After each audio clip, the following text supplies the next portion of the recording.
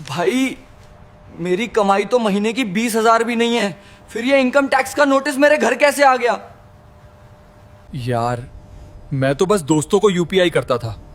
अब सरकार कह रही है कि ये लाखों का हिसाब दो। मैं कहां से लाऊं? पाई पाई जोड़कर बैंक में डाली थी, पता नहीं था कि अपनी ही बचत जमा करने पर टैक्स का नोटिस आ जाएगा। आगे बढ़ने से पहले डिस्क्लेमर को ध्यान से पढ़ें। क्या आप जानते हैं कि आपके बैंक खाते में जमा होने वाला हर 1 रुपया इनकम टैक्स डिपार्टमेंट की नजर में है। आप सोच रहे होंगे कि मैं तो टैक्स भरता हूँ या मेरी कमाई टैक्स के दायरे में नहीं आती, तो मुझे क्या डरना। लेकिन अब डरने की बात है, क्योंकि 2025-26 के नए नियमों के तहत सिर्फ 5 छोटी छोटी गलतियों की वजह से आपको इनकम टैक्स का नोटिस आ सकता है। ये गलतियां आप और हम हर रोज यूपीआई, एफडी और कैश लेन देन में कर रहे हैं। आज मैं आपको बताऊंगा कि वो कौन सी 5 लिमिट्स हैं जिन्हें पार करते ही आप इनकम टैक्स के रडार पर आ जाते हैं। और देखिए, इससे पहले कि मैं आपको इन 5 खतरों की घंटी के बारे में बताऊं, एक छोटा सा काम कर दीजिए। नीचे दिए गए लाल सब्सक्राइब बटन को दबाकर घंटी जरूर दबा दीजिए, क्योंकि पैसे बचाने और सही जगह लगाने की ऐसी सटीक जानकारी जो आपको लाखों के नुकसान से बचा सकती है, मैं आपके लिए हर हफ्ते लाता हूँ।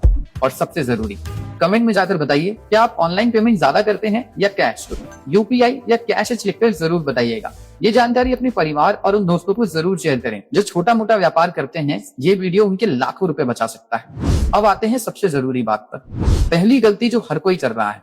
अब सबसे पहला सवाल, यूपीआई की लिमिट क्या है? हम सब दिन में 10-20 बार तो यूपीआई कर ही देते हैं, चाय पीने से लेकर सब्जी खरीदने तक।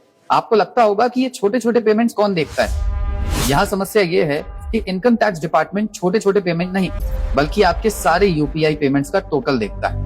तो इसका सीधा सा तरीका है। नियम नंबर 1, अगर आप एक व्यापारी हैं और अपने सेविंग अकाउंट में यूपीआई से रोज 10,000 रुपए से ज्यादा की पेमेंट ले रहे हैं, तो आप गलती कर रहे हैं। व्यापार के लिए हमेशा करंट अकाउंट का इस्तेमाल करें।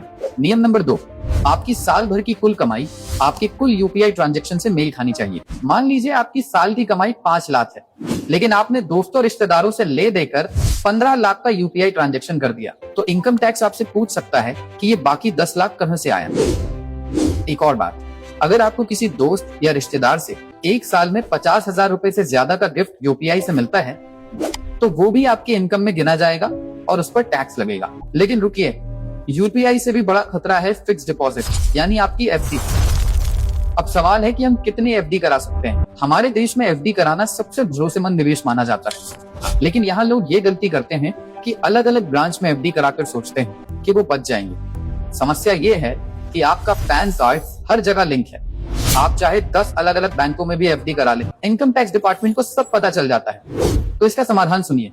नियम ये है कि अगर एक साल में आपको अपनी सभी एफडी से मिलने वाला ब्याज 40,000 रुपए से ज्यादा है, तो बैंक उस पर 10% टीडीएस यानी टैक्स काटकर सरकार को जमा कर देता है। सीनियर सिटीजन के लिए ये लिमिट 50,000 रुपए है।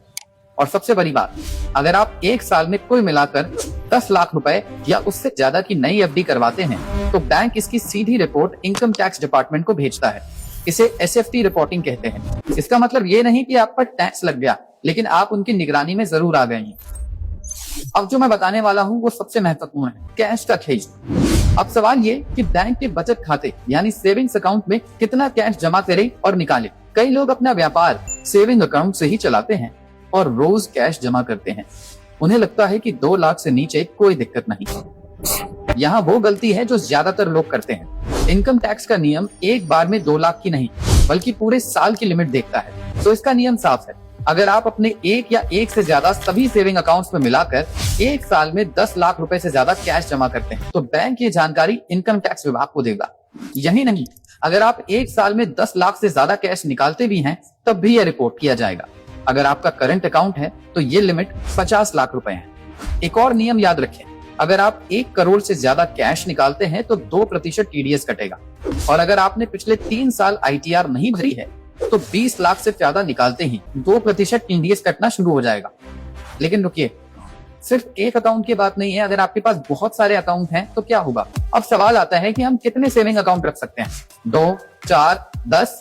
आजकल online zero balance account 5 minute में खुल जाता है, तो लोग 4-5 अकाउंट तो ऐसे ही खोल लेते हैं। यहाँ कोई सीधी समस्या नहीं है। आरबीआई के हिसाब से आप कितने भी बैंक अकाउंट खोल सकते हैं, इस पर कोई रोक नहीं है। तो इसका सही तरीका क्या है?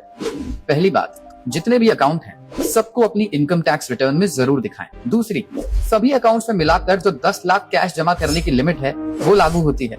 ऐसा नहीं कि हर अकाउंट में 10-10 लाख जमा कर सकते हैं। तीसरी, बहुत सारे अकाउंट रखने से आप उन्हें मैनेज नहीं कर पाते और वो बंद हो जाते हैं, जिससे आपका सिबिल स्कोर खराब हो सकता है। इसलिए 2 या 3 सेविंग अकाउंट से ज्यादा न रखें ताकि आप उन्हें आसानी से मैनेज कर सकें। और अब आते हैं आखिरी और सबसे आम गलती पर, क्रेडिट कार्ड का इस्तेमाल। अब आखिरी सवाल, क्रेडिट कार्ड से कितना खर्च करना सेफ है? लोगों को लगता है कि क्रेडिट कार्ड से खर्च करना तो लोन लेने जैसा है, इस पर टैक्स कैसा? समस्या खर्च करने में नहीं, बिल चुकाने में है।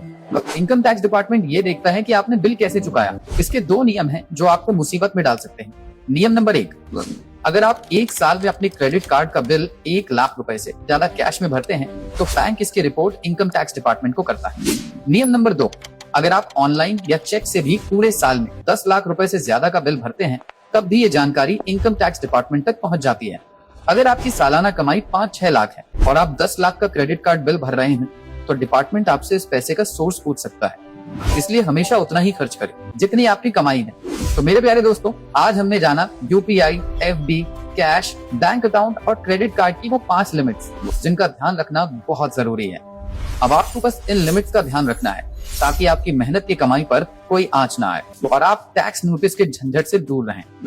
कमेंट में जरूर बताएं कि इनमें से कौन सी गलती आप अनजाने में कर रहे थे, और अगर ये जानकारी काम की लगी हो तो वीडियो को लाइक जरूर करें। हमेशा याद रखें, जानकारी है तो चिंता नहीं है।